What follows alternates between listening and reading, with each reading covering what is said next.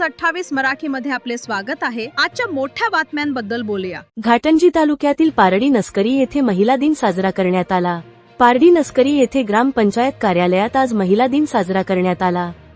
जागतिक महिला दिन दरवर्षी 8 मार्च रोजी साजरा केला जातो, ज्याचा मुख्य उद्देश महिलांचे सामाजिक, आर्थिक, सांस्कृतिक आणि राजकीय क्षेत्रातील योगदान मान्य करणे आणि स्त्री-पुरुष समानतेसाठी प्रोत्साहन देणे हा आहे।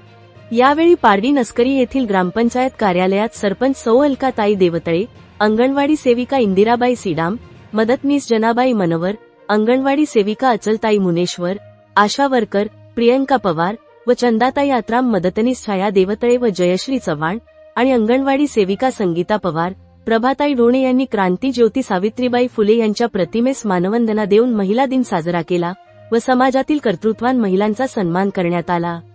इंडिया न्यूज 28 यवतमाळ जिल्हा प्रतिनिधी नितीन पवारची रिपोर्ट।